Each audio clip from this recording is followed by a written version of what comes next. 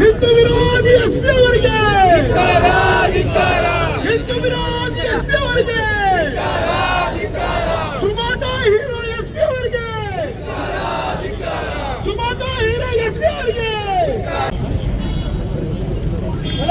ಭಾರತ್ ಮಾತಾ K, Bharat ಮಾತಾ K, Vande Vande Bharat ಮಾತಾ K.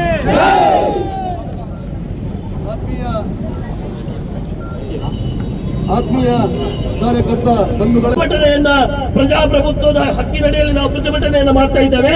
ಅದನ್ನು ಹತ್ತಿಕ್ಕುವಂತಹ, ಅದನ್ನು ದಮನ ಮಾಡುವಂತಹ ಕಾರ್ಯಗಳನ್ನು ನೀವು ಮಾಡ್ತೀರಿ ಅಂತ ಹೇಳಿದ್ರೆ ನಾವು ಯೋಚನೆ ಮಾಡಬೇಕಾಗುತ್ತೆ. ಬಂಧುಗಳೇ, ಇವತ್ತು ನಾವೆಲ್ಲ ಕೂಡ ಪೊಲೀಸ್ ದೌರ್ಜನ್ಯದ ವಿರುದ್ಧ ಯಾವ ಇಲ್ಲಿ ಎಸ್ ಪಿ ಅವರಿದ್ದಾರೆ, ಅವರ ಯಾವ ಹಿಂದೂ ದಮನ ನೀತಿ ಇದೆ ಅದರ ವಿರುದ್ಧ ಪ್ರಜಾಪ್ರಭುತ್ವದ ರೀತಿಯಲ್ಲಿ ಪ್ರತಿಭಟನೆಯನ್ನ ಮಾಡ್ತಾ ಇದ್ದೇವೆ. ಇದು ಮಿತಿ ಮೀರಬಾರ್ದು ಅಂತ ಹೇಳಿದ್ರೆ ತಕ್ಷಣ ಯಾವೆಲ್ಲ ಕೇಸ್ಗಳಿದೆ ಅದನ್ನು ಹಿಂಪಡಿಬೇಕು. ಹಿಂದೂ ಸಂಘಟನೆಯ ಎಲ್ಲ ಕಾರ್ಯಕರ್ತರೇ ಬಂಧುಗಳೇ,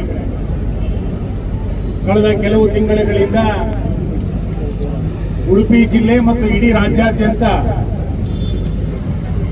ಕಾಂಗ್ರೆಸ್ ಸರ್ಕಾರದ ಕುಮ್ಮಕ್ಕಿನ ಕಾರಣಕ್ಕೆ ಬಹಳ ದೊಡ್ಡ ಪ್ರಮಾಣದಲ್ಲಿ ಹಿಂದೂ ಸಂಘಟನೆಯ ಕಾರ್ಯಕರ್ತರನ್ನ ಗುರಿಯಾಗಿಸಿಕೊಂಡು ಪೊಲೀಸ್ ಇಲಾಖೆ ಮೊಕದ್ದಮೆಗಳನ್ನು ದಾಖಲಿಸ್ತಾ ಇದೆ. ಈ ಸರ್ಕಾರ ಅಧಿಕಾರಕ್ಕೆ ಬಂದ ನಂತರ ನಮ್ಮ ವಿಚಾರವನ್ನ, ನಮ್ಮ ಸಂಘಟನೆಯನ್ನ ಹತ್ತಿಕ್ಕಬೇಕು ಅನ್ನುವಂತ ಪ್ರಯತ್ನವನ್ನ ಸರ್ಕಾರ ಪೊಲೀಸ್ ಇಲಾಖೆಯ ಮುಖಾಂತರ ಮಾಡ್ತಾ ಇರುವಂತದ್ದು ಅತ್ಯಂತ ವಿಷಾದನೀಯವಾದಂತಹ ಸಂಗತಿ. ನಮ್ಮನ್ನ ಎದುರಿಸಲಿಕ್ಕೆ ಆಗದೇ ಇರುವಂತಹ ಕಾಂಗ್ರೆಸ್ ನಮ್ಮ ವಿಚಾರಕ್ಕೆ ಬಹಳ ದೊಡ್ಡ ಪ್ರಮಾಣದಲ್ಲಿ ಬೆಂಬಲಗಳು ಸಿಗ್ತಾ ಇರುವಂತಹ ಸಂದರ್ಭದಲ್ಲಿ ನಮ್ಮ ಕಾರ್ಯಕರ್ತರನ್ನ ಕೇಸುಗಳನ್ನ ಹಾಕಿ, ಮೊಕದ್ದಮೆಗಳನ್ನ ಹಾಕಿ ನಮ್ಮ ಹಿಂದುತ್ವದ ವಿಚಾರವನ್ನ ತಡಿಬಹುದು ಅನ್ನುವಂತ ಭ್ರಮೆಯಲ್ಲಿ ಕಾಂಗ್ರೆಸ್ ಸರ್ಕಾರ ಇವತ್ತು ಕೆಲಸ ಕಾರ್ಯಗಳನ್ನು ಮಾಡ್ತಾ ಇದೆ. ಅದಕ್ಕೋಸ್ಕರ ಇಡೀ ಪೊಲೀಸ್ ಇಲಾಖೆಯನ್ನ ಬಳಸಿಕೊಂಡು ನೂರಾರು ಜನ ಕಾರ್ಯಕರ್ತರ ಮೇಲೆ ಮೊಕದ್ದಮೆಗಳನ್ನ ವಿನಾಕಾರಣ ಇವತ್ತು ಹಾಕ್ತಾ ಇದ್ದಾರೆ.